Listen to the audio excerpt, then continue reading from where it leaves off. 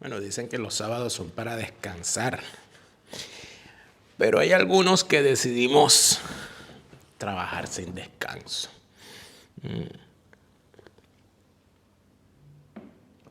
¿Ustedes saben quién no descansa nunca? La historia. La historia camina, camina y camina, no deja de caminar y no deja en ningún momento de dar lecciones para quien la quiera revisar. En la historia mundial, el devenir de los acontecimientos en Europa siempre tiene un peso especial. Sin querer ser eurocentristas, ni querer poner a Europa como el centro del mundo, hay que comprender que hoy, como ayer, lo que ocurra en Europa termina confrontando a Occidente consigo mismo y con sus enemigos. Lo que estamos viendo hoy en Europa, cuando faltan apenas horas para el momento en el que este programa es emitido para las elecciones parlamentarias, podría verse de distintas maneras. Pareciera que Europa marcha directamente a una confrontación consigo misma, o podría decir algún teórico de la actualidad que desde hace rato esa confrontación se está registrando. Muchos estudiosos, muchos curiosos y muchos teóricos han hablado de cómo podría empezar una tercera guerra mundial. Para hablar de una tercera guerra mundial habría que hablar de la primera y de la segunda. Y para hablar de una tercera guerra mundial habría que considerar a la primera y a la segunda como dos guerras distintas. Pero a medida que pasa el tiempo, a medida que la historia ha avanzado, quedan en pie una serie de preguntas sobre la primera, la segunda y la posible tercera guerra mundial que nos lleva a cuestionar el mero hecho de considerar como guerras separadas cada una de ellas y además de eso a preguntarnos si es que acaso esa tercera guerra no empezó hace mucho rato o quizás si de verdad la Segunda Guerra Mundial terminó. De los riesgos de la guerra, del recuerdo de la guerra y del presagio de las guerras, vamos a hablar hoy en este Fuera de Orden, hoy sábado 8 de junio del año 2024. Fuera de Orden es presentado por Hispanidad, abogados y asesores. En España, el bufete número 1 en extranjería, obtención de nacionalidad española y asilo. Hablemos de Escocia en castellano, tus viajes a Escocia en tu idioma. Tu asesor Gustavo, en Estados Unidos la mejor póliza, la que compraste ayer. La segunda mejor, la que compras hoy. Mañana puede ser demasiado tarde. Carelis Bustos y su novela La vida es el mismo infierno, la cruel cotidianidad. Eternity es previsión funeraria, acortando distancias en los momentos difíciles. Cars by Eli, tu primer vehículo en el estado de la Florida con Cars by Eli, bueno, bonito, barato y financiado. JuanCarlosMeyer.com, academia de piano online para niños, jóvenes y adultos. Aprende a tocar piano desde cero y a tu propio ritmo. Daniel Lara Faría.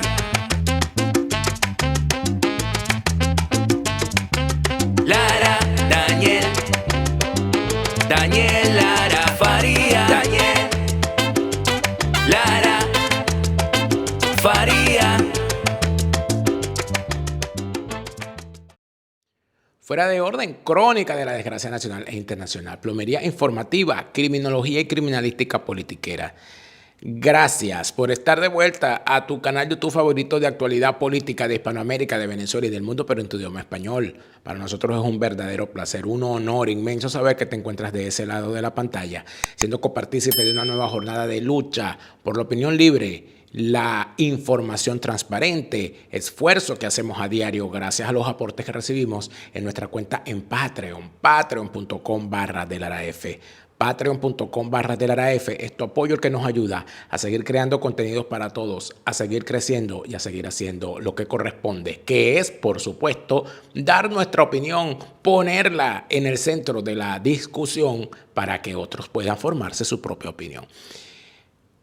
Gracias por estar acá y gracias por ayudarnos además a crecer en la plataforma Facebook. Dale me gusta a nuestra página en Facebook y ayúdanos a seguir creciendo. También no olvides suscribirte a nuestro canal de YouTube, activar las notificaciones para estar pendiente cuando tenemos nuevo contenido. Hemos estado muy activos esta semana y lo seguiremos estando. Gracias por darle me gusta a este video, que con eso nos ayudas más de lo que tú crees. Te saluda como todos los días Daniel Lara Farías, plomero informativo, enemigo de todos, repitiéndote sin cesar. La fase superior de la izquierda es el crimen. Si los dejas entrar no los verás salir y te robarán, desde la forma de caminar hasta el agua de los floreros. Y seguimos. Bueno, el suéter. Atención amigos que están en una primavera fría como la mía o en un invierno aún más frío como el que están viviendo en el sur, en Argentina, allá para aquellos lados, en el cono sur, en Lima, por ahí. Bueno, mira, este suéter es maravilloso. Eso es una cosa, tiene su capucha, su cosa.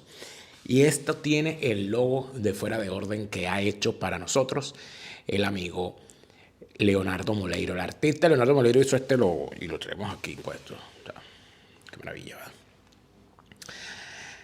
Lo pueden comprar en nuestra tienda virtual. Aquí abajo les dejo el enlace para quien quiera adornar su invierno o su fría primavera o sus tardes en el aire acondicionado de la oficina con este maravilloso suéter. Es una verdadera maravilla, súper cómodo además. Uy, cómo abriga, maravilloso. Y así sienten que los estoy abrazando. Es mi forma de darles cariño. Se habla mucho de la guerra, se habla mucho de la Primera y la Segunda Guerra. Esta semana que terminó se celebraron o se conmemoraron, creo yo, que es el preciso decir, 80 años del desembarco en Normandía. El desembarco en Normandía, conocido como el Día D, empezó o arranca en la madrugada del 6 de junio del año 1944 y fue el esfuerzo mancomunado de las tropas aliadas para desembarcar en el territorio francés y así iniciar allí en Normandía la avanzada final que haría el bando aliado sobre sus enemigos alemanes, que en ese momento habían ocupado Francia con la colaboración de dirigentes militares y políticos franceses y con la rebeldía del héroe militar francés Charles de Gaulle, quien se negó a plegarse al colaboracionismo que planteaba el régimen de Vichy, encabezado por el mariscal Pétain y el pérfido Pierre Laval, y se alzó Charles de Gaulle y se convierte en el líder del ejército de la Francia libre. Se va a Inglaterra, pide el apoyo de los aliados, constituye un ejército de soldados franceses contrarios al nazismo y a la ocupación de su país y suma sus fuerzas al esfuerzo de liberación de Francia y al esfuerzo de liberación de Europa asediada por las fuerzas del fascismo, del nazifascismo de aquel entonces. Está inscrito en la historia el nombre de Charles de Gaulle y también está inscrito en la historia, pero de la infamia, el nombre de el mariscal Pétain, que terminó sus días anciano, viejo y enfermo en una perdida isla donde le sirvió de cautiverio, pero al pérfido Pierre Laval, que fue su más cercano colaborador político, a ese no lo dejaron morirse de viejo. A ese le dieron un matarile como se merecía, esa rata. Pero en todo caso, mucha gente esta semana ha hablado de la Segunda Guerra Mundial. Con el día del 6 de junio de 1944, 80 años se cumplieron, arrancó la fase final de la Segunda Guerra Mundial, de la conocida como Segunda Guerra Mundial. Quienes estén interesados en esto, hay abundante bibliografía, pero a quienes les gustan más los contenidos audiovisuales, hay muchísimos documentales y muchísimas entrevistas a los participantes. Hay una serie de ficción, una representación de lo que fue el desembarco en Normandía y todo lo que allí se vivió, con las narraciones o una representación basada en las narraciones de los protagonistas en una serie que hizo HBO hace unos años, dirigida por Steven Spielberg y producida además por Tom Hanks, que se llama Band of Brothers. Es una extraordinaria serie, una maravillosa serie que recrea todo lo que eso significó y que además nos permite acercarnos a la dimensión humana de esos hombres, de esos jóvenes, muchachos casi niños, que se vieron obligados a ponerse un uniforme para salvaguardar su futuro y la posibilidad de vivir en un mundo distinto al que les presentaba el nazismo. Pero Winston Churchill decía que era historiador además. Winston Churchill, aparte de político, historiador y de tener tabaco en la vejiga, tabaco de verdad, porque bastante que fumaba, decía que muy probablemente en el futuro los historiadores iban a ver la Primera y la Segunda Guerra Mundial no como una primera y una segunda guerra, ni siquiera como a la segunda continuación de la primera, sino que iba a ver ambas guerras como una segunda guerra de los 30 años. Eso es muy importante como planteamiento, pero también como revisión de lo que significa la interpretación histórica que con el tiempo se empieza a ganar. Normalmente se habla de la Segunda Guerra Mundial como una consecuencia de los errores cometidos al final de la Primera Guerra Mundial.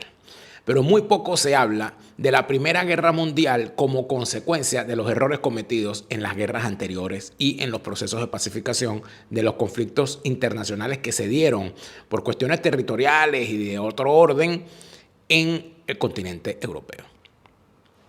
La autora Barbara Tuchman, a mí me gusta hablar de las cosas que leo. Quisiera, para quienes estén interesados en lo que fue la Primera Guerra Mundial y en cómo se llega a esa barbaridad, les recomiendo este libro, Los Cañones de Agosto.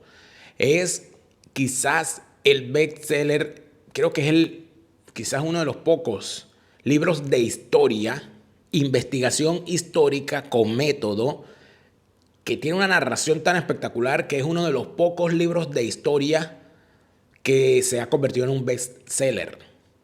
Barbara Tuchman escribió este libro llamado Los Cañones de Agosto, cuyo subtítulo es 31 días de 1914 que cambiaron la faz del mundo. Ella se encarga de recrear todo lo que ocurrió, basado en los documentos y en los datos y en los diarios de los principales protagonistas de la época, los pasos que se dieron para llegar a la Primera Guerra Mundial. Es un extraordinario libro sobre el periodo. Quienes estén interesados también, hay otro libro que creo que lo tengo por aquí, a ver si no se me extravió en medio de todo esto, que es el libro en el cual se basa la película, ¿vale?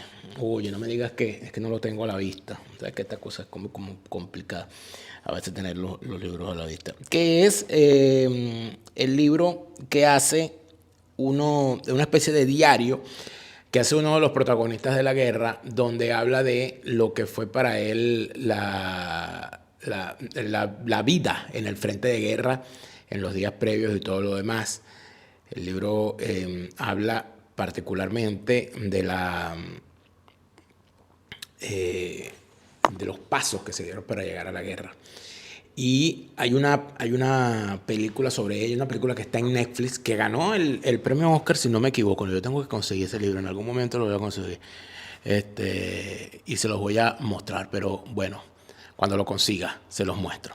Pero en todo caso, lo importante en todo esto, amigos míos, no es que el libro es maravilloso, porque aparte de eso permite comprender la vida de lo que fue la guerra ¿cómo se llama? En lo que sienten los jóvenes que les tocó vivir ese periodo, que creo que es lo más horrible, porque de alguna manera el vivir la guerra de esa manera hace que, sin novedad en el frente, aquí está, Dios mío, yo sabía que estaba en alguna parte, porque es que lo estaba viendo, sin novedad en el frente. Erich María Remarque, sin novedad en el frente, es la narración que hace un joven que dice cosas como esta: soy joven, tengo 20 años, pero no conozco de la vida más que la desesperación, el miedo, la muerte y el tránsito de una existencia llena de la más absurda superficialidad a un abismo de dolor. Veo a los pueblos lanzarse unos contra otros y matarse sin rechistar, ignorantes, enloquecidos, dóciles, inocentes. Veo a los más ilustres cerebros del mundo inventar armas y frases para hacer posible todo eso durante más tiempo y con mayor rendimiento. Este es un clásico de la literatura antimilitarista que fue llevada al cine o a la televisión, a la pantalla, por la gente de Netflix, sin novedad en el frente. La película es desgarradora, el libro es aún más desgarrador, se los digo sinceramente. Ambas son unas grandes obras, sin novedad en el frente.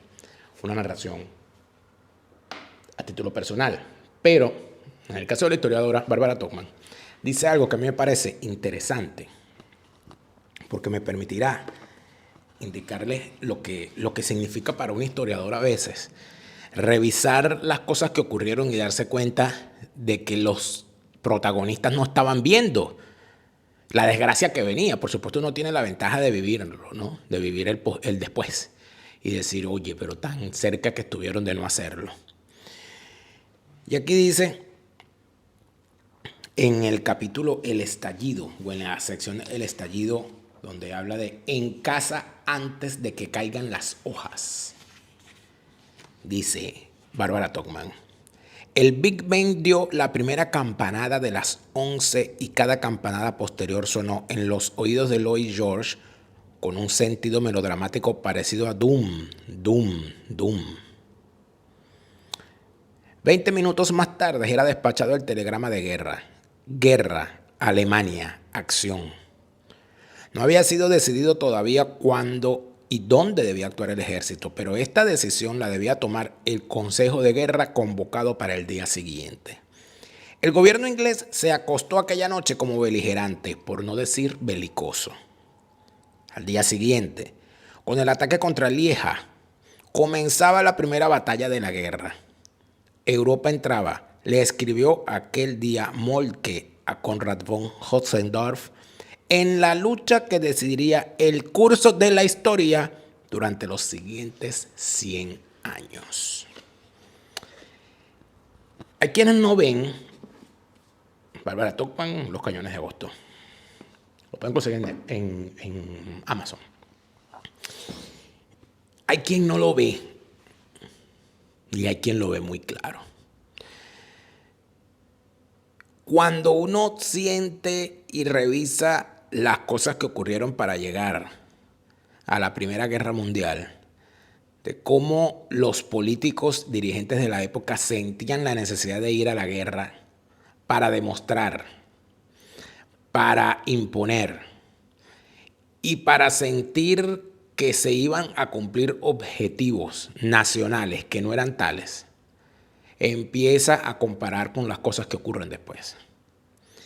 Francia, en aquel momento, era un país que había sido derrotado por los ejércitos prusianos en la famosa y conocida guerra franco-prusiana, que sometió a los franceses a la humillación de las reparaciones de guerra y de la ocupación por parte del ejército prusiano, hasta el punto que la coronación, la ceremonia de asunción al trono de aquel Reich por parte del para entonces soberano prusiano se hizo en el Palacio de Versalles. Imagínense usted la humillación de ver al monarca, al emperador prusiano, paseándose en su carruaje alrededor de París, alrededor del Palacio de Versalles, con toda la pompa del ejército ocupante en un país que no era el suyo, solamente para sentir el placer de humillar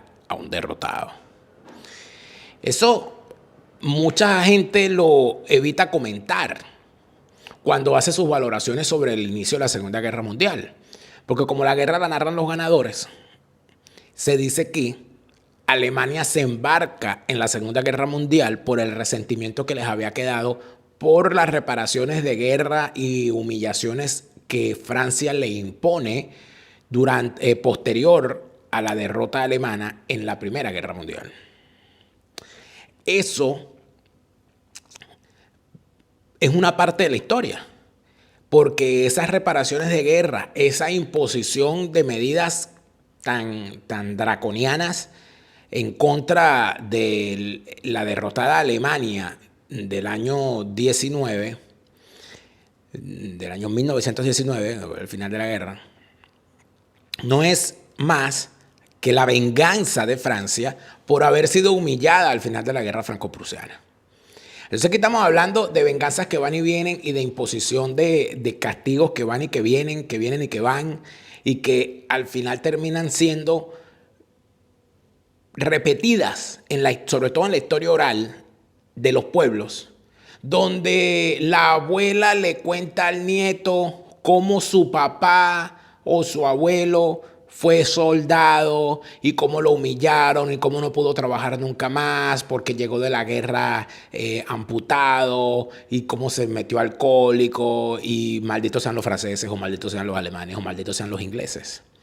Por eso es que a pesar de que este continente ha hecho un gran esfuerzo educativo, cultural, para superar todos esos resentimientos, cuando voy a Francia, a París, y hablo en inglés, tú sientes, sobre todo cuando quien te atiende es francés, tú sientes el golpe del rechazo natural que siente el francés cuando le hablan en inglés, ni hablar cuando le hablan en alemán.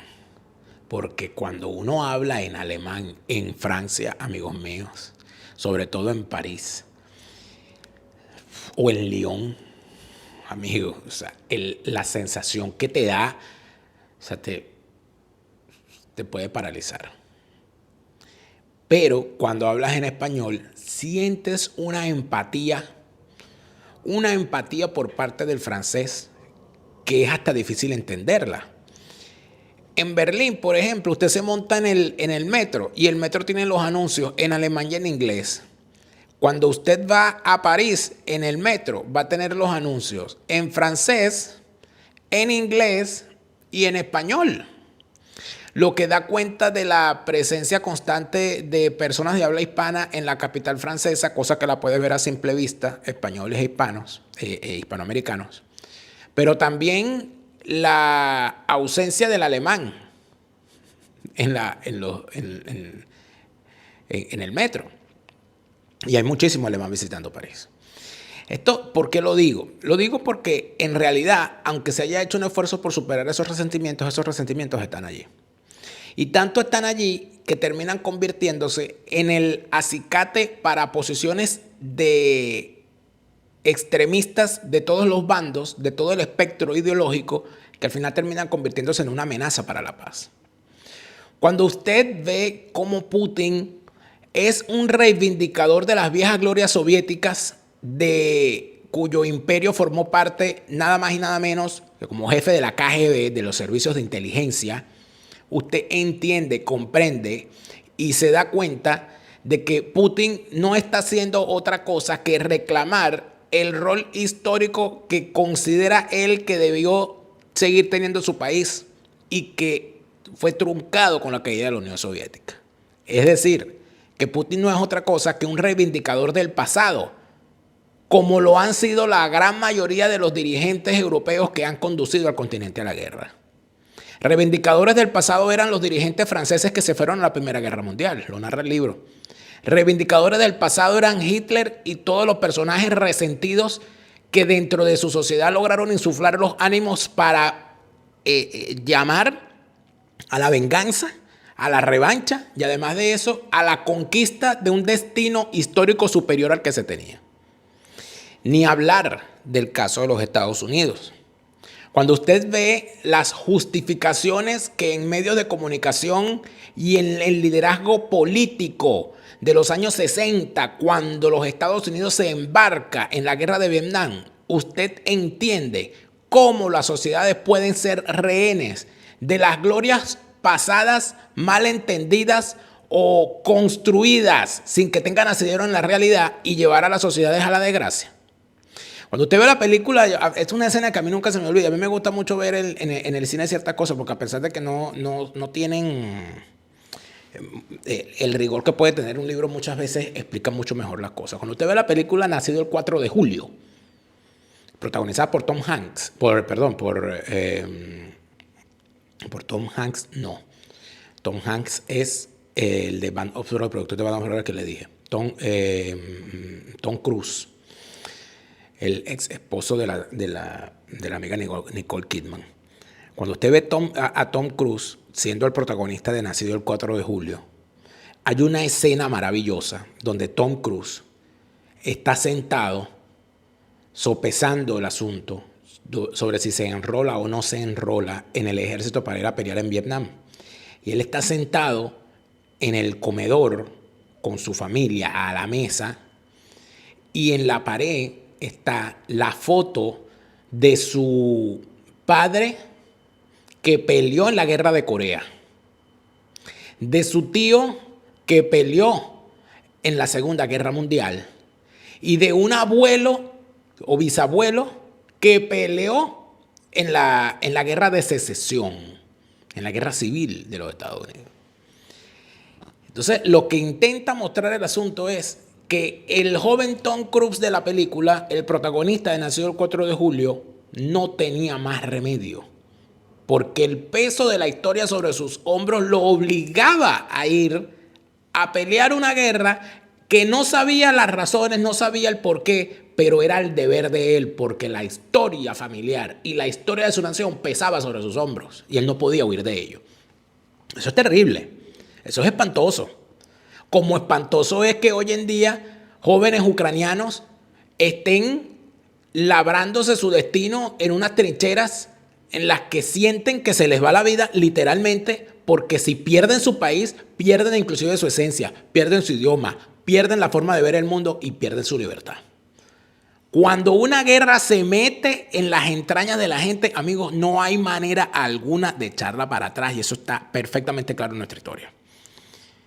Por esa razón es que pensar que hay todavía, que hubo una primera y una segunda guerra mundial y que hubo una posguerra y no una guerra suspendida o una continuación de la guerra por otros fines, donde desde el año 45 hasta el año 95 lo que se vivió en el mundo no fue nada bonito si se compara con lo que se vivió en el periodo de la Segunda Guerra Mundial. Usted puede contar el número de batallas que hubo en la Segunda Guerra Mundial y llega a la conclusión de que los 50 millones de muertos que hubo en ese periodo fue una cosa horrible. Pero si usted cuenta el número de conflictos, guerras civiles, guerras internacionales,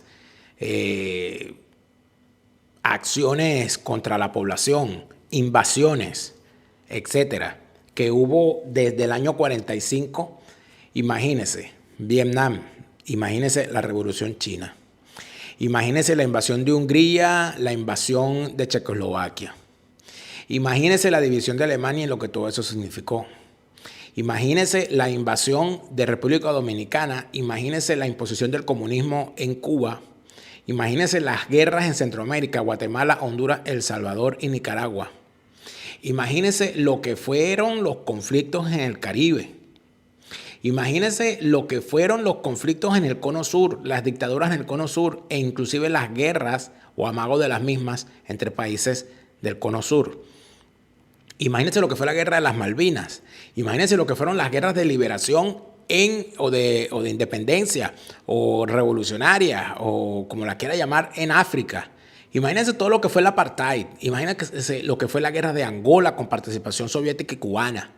Imagínense lo que fueron las guerras en el Medio Oriente. Imagínense lo que fueron las guerras en lo que fue el horror camboyano, lo que fue el horror de la expansión del comunismo en toda la región conocida como Indochina.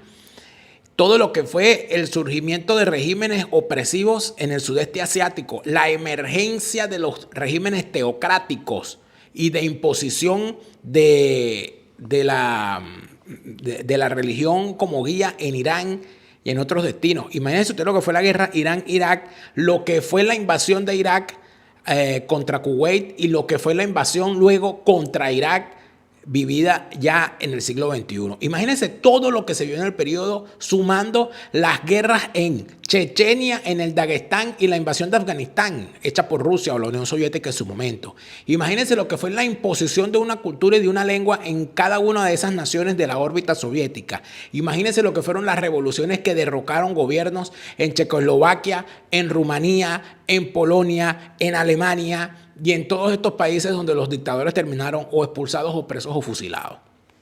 Cuando usted revisa todo eso, cuando usted constata que en efecto el número de conflictos que hubo después de la Segunda Guerra Mundial no fueron menos sangrientos y menos violentos y menos importantes que muchas de las batallas que se vivieron durante la Segunda Guerra Mundial, se da cuenta de que muy probablemente en el futuro la historia la contaremos de otra manera y que no hablaremos del periodo posterior al año 45 como un periodo de posguerra o como un periodo de paz, sino quizás como un gran periodo de entreguerras o como una imposición paulatina de la guerra por otros métodos. ¿Y eso no es acaso lo que estamos viviendo hoy? Eso no es lo que estamos viendo hoy cuando sentimos que en efecto lo que se está viviendo no es una guerra donde los enemigos se disparan balas físicas, sino donde la guerra se está desarrollando en el plano de las comunicaciones, en el plano del discurso y en el plano de las ideas. Si algo queda perfectamente claro es que todas las guerras que hemos vivido en nuestra historia comienzan con una idea, comienzan con la defensa de un argumento, comienzan con un discurso. Había un discurso detrás y una idea torcida detrás de la Primera Guerra Mundial. Había un discurso y una idea torcida de nacionalismos infames detrás de las intenciones de Hitler, de Mussolini y de el régimen militar que capturó la monarquía japonesa. Había una idea infame, terrible y destructiva en las acciones de Mao, en las acciones de Lenin y Stalin y en las acciones de dictadores y enemigos de su propio pueblo como Fidel Castro, como Anastasio Somoza, como Daniel Ortega y como toda esa pléyade de dictadores que han asolado el mundo. Pero cuando usted revisa que hoy hay una idea en la que se plantea algo que es Occidente y algo que no, al no ser Occidente debe ser destruido. Cuando usted revisa que en efecto lo que eran reivindicaciones básicas, como que por ejemplo se nos respete a quienes somos homosexuales a pesar de cuál sea nuestra orientación sexual, pero que esa cosa básica de respeto y de tolerancia que debería ser respetada y asumida por cualquier persona en el mundo, ha pasado a convertirse en un arma ideológica de la maldita izquierda que todo lo tuerce y que entonces decidieron que ser homosexual es igual a ser de izquierda y que quien es homosexual no puede ser otra cosa sino de izquierda y que además de eso todo viene en una especie de combo de McDonald's, en una cajita feliz, donde en esa cajita feliz de defensa de los derechos de los homosexuales tiene que incluirse también ser pro-palestino, ser antisemita, ser favorable a la violencia cuando viene de la izquierda y ser además una cosa que ellos llaman antifascistas sin saber qué demonios es el fascismo, sin darse cuenta que ellos mismos aplican las técnicas de ese fascismo heredero del socialismo cuando anulan la libertad de opinión, la libertad de acción y las libertades individuales.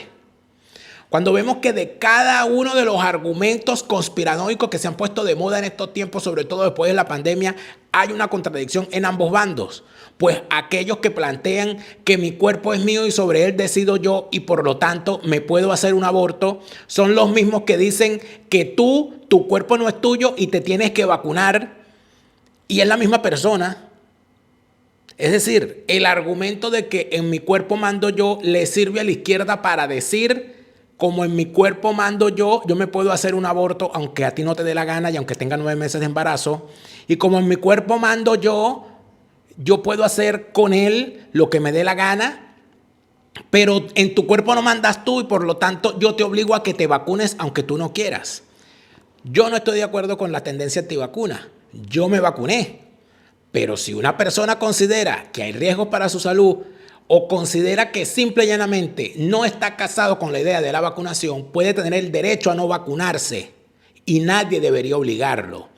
Así como nadie debería permitir, y en eso yo estoy completamente en desacuerdo, el permitir que un menor de edad pueda hacerse un cambio de género, un cambio de sexo, mejor dicho, sin el consentimiento de sus padres y sin las debidas evaluaciones solamente por capricho o por moda.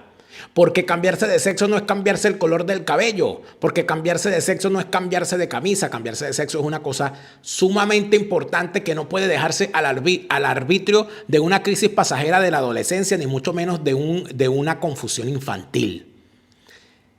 Prefiero un cambio de sexo tardío a un arrepentimiento de un cambio de sexo prematuro. Que existen los transgéneros, existen y van a existir siempre, lo quiera la izquierda o lo quiera la derecha. Pero cuando se trata de derechos y de deberes y cuando se trata de lógica y de coherencia, el menor de edad asume plena conciencia de sus actos cuando tiene la mayoría de edad. Y si bien se define la personalidad antes de cumplir los 18 años, los requisitos legales son los requisitos legales. Y si abolimos eso, vamos hacia la desgracia. Cuando usted ve todo eso, cuando ve que estamos en el tiempo de eso que llaman la posverdad, en la que ya no importa si usted dice o no dice la verdad, sino que lo que importa es si lo escuchan o no lo escuchan. Usted ve cómo no importa quién tiene la razón, lo que importa es cuántos likes tiene. De tal manera que se ha impuesto una realidad política en la que quien tiene el poder o quien tiene oportunidad de ganar el favor popular, el favor del electorado, no es el que tiene el mejor plan de gobierno, ni el que tiene las mejores intenciones, ni el que es más honesto, ni el que tiene un plan de gobierno o un partido bien organizado. El que tiene mayor oportunidad de ganar unas elecciones es el que se viraliza. El que tiene más seguidores en TikTok. El que le llega al público a través de las redes sociales. Y por eso usted ve todo este fenómeno del Milei, todo este fenómeno del Bukele, todo este fenómeno que se dio en Colombia con Petro versus el otro personaje, todo el fenómeno que significa la asunción de Daniel Noboa en Ecuador, el fenómeno Trump. ¿Qué sería de Trump sin el fenómeno de la viralización en las redes sociales? Así, de la misma manera hay que decir, ¿qué sería de los movimientos opositores a regímenes infames si no fuese por las redes sociales? ¿Qué sería de los movimientos contrarios al maldito chavismo si no fuese por las redes sociales en un entorno de censura generalizada? Ni hablar del combate en contra del castrismo, ni hablar del combate contra el gobierno de Biden o contra el gobierno de Macron o contra las estupideces de los gobiernos de izquierda que en el mundo han pasado a controlar los medios de comunicación convencionales. Las redes sociales son el refugio del discurso libre. Y se los digo yo, que estoy aquí con ustedes en una plataforma en la que nadie me puede imponer el discurso que voy a dar. Me piden que cuide determinadas palabras y determinadas cosas. Lo hago. Y lo hago por el bien superior, que es dar mi opinión y contribuir a que usted forme la suya. Pero vistas las cosas de esa manera, habría que preguntarse, de verdad en este momento, nosotros podemos hablar de que la guerra podría venir. O la guerra ya empezó y no nos hemos dado cuenta.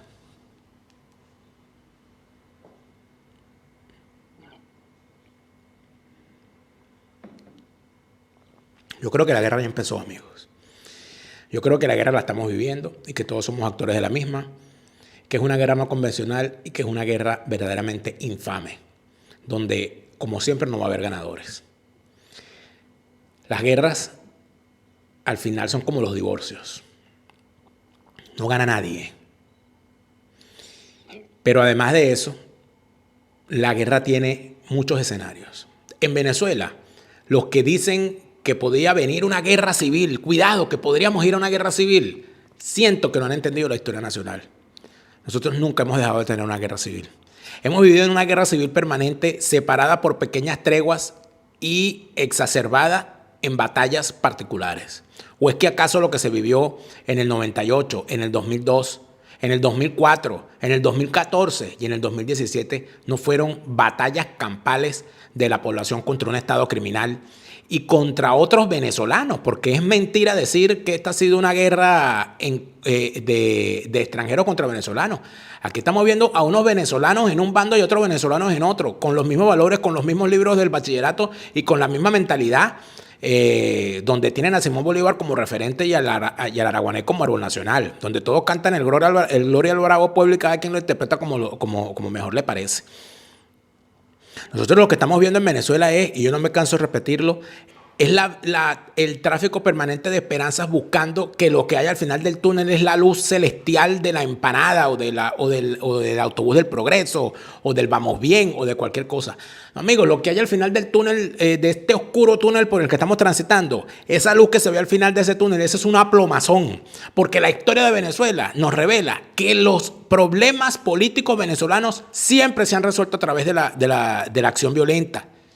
Quien haya leído al profesor Agustín Blanco Muñoz en los testimonios violentos con los cuales ha documentado toda la violencia política que ha ocurrido después de la caída de Pérez Jiménez o de su escape del país, dan cuenta de que, en efecto, Venezuela tiene un problema con la resolución de sus problemas políticos que siempre terminan en conflictos armados. Y usted dirá, bueno, pero es que nosotros no tenemos armas. Bueno, usted seguramente no las tiene.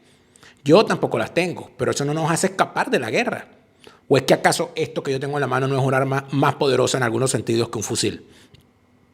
¿O es que acaso cuando usted da una opinión en las redes sociales no contribuye también al ambiente guerrerista de venezolanos contra venezolanos? Y ojo, yo no estoy diciendo que no peleemos esa guerra, la estamos peleando. No la podemos evitar. Pero también tenemos que tener la conciencia de que en el futuro se verán cosas peores de las que hemos visto ya. Porque el chavismo no va a entregar el poder. Al chavismo hay que sacarlo del poder. Y usted dirá, bueno, pero tenemos una oportunidad el 28 de julio porque el mundo es para todo el mundo. Perfecto. Si eso es lo que usted cree, vaya. Pero eso no va a evitar la situación que se va a ver. El 28 de julio no es el fin del túnel. El 28 de julio no es la historia final ni el inicio de la transición. El 28 de julio es una fecha más y el final del túnel sigue estando iluminado por la inmensa plomamentación que vamos a ver. Y se lo pongo más fácil. Gana Edmundo. ¿Y qué viene? Una plomamentación por parte de los que querrán evitar ser desplazados del poder y por parte de los que querrán imponerse por encima de los que fueron derrotados. No gana Edmundo. ¿Y qué va a venir? Otra plomamentación. ¿Por qué? Porque quienes detentan el poder son unos criminales y para mantenerse en el poder tienen que seguirse matando como lo han hecho en los últimos tiempos. ¿O es que acaso el hecho de que Nicolás Maduro se haya pegado a todos los capos del chavismo que había con Chávez en vida, del cual solamente quedan dos? Quedan dos capos nada más, aparte de Nicolás Maduro. Se pegó a Rafael Ramírez, se pegó a Jorge Jordani, se pegó a Miguel Rodríguez Torres, se pegó a Tarek El Aizami, que fue el último que se pegó. Acabó con ellos. Quedan dos capos nada más de la época de Chávez. Cilia Flores y Diosdado Cabello, con poder orgánico real desde los tiempos de Chávez. Cilia tanto monta con Nicolás. Diosdado Cabello, el tiempo dirá. Después del 28, pase lo que pase el 28, el chavismo va a tener que lidiar con una realidad, que son los próximos 6 años. El chavismo va a tener que lidiar con la realidad el 28 de julio para comprender y dar a entender que, en efecto, la lucha de ellos por su permanencia en el poder pasa por la guerra interna. Y esa guerra interna está en marcha desde hace mucho tiempo. ¿O es que ustedes creen que imponiendo a Nicolás Maduro 6 años más se le garantiza que en el 2030, cuando serían las próximas elecciones presidenciales, otra vez va a ser candidato? ¿Es que acaso ellos son eternos? ¿Es que acaso a Cilia Flores se le están cayendo los dientes? ¿Por qué? Por joven. ¿Es que acaso a Diosdado Cabello se le va haciendo más payaserías en televisión todos los días? ¿Por qué? Porque no tiene más nada que hacer. No, amigos, la guerra es real, la guerra es interna. Y no comienza ni termina el 28 de julio. Comenzó hace rato. Y no sabemos cuándo va a terminar. Lo que sí sabemos es cómo va a terminar. Con plomo. Chávez se murió y no vuelve. Maravillosa taza que podrán comprar en mi tienda virtual. Aquí abajo tienen el enlace para quienes quieran comprar esta maravillosa taza. El café sabe mejor si se toma con una taza que recuerda que ese hijo de puta se murió. Pero si usted dice, no, es que yo no quiero ese bicho ni siquiera para burlarme. Bueno, mira, la compras con el logo de Fuera de Orden, hecho por nuestro amigo el artista Leonardo Moleiro. La imagen del Chávez se murió y no vuelve es del artista venezolano Muerte Tropical. Síganlo en Instagram, @muertetropical.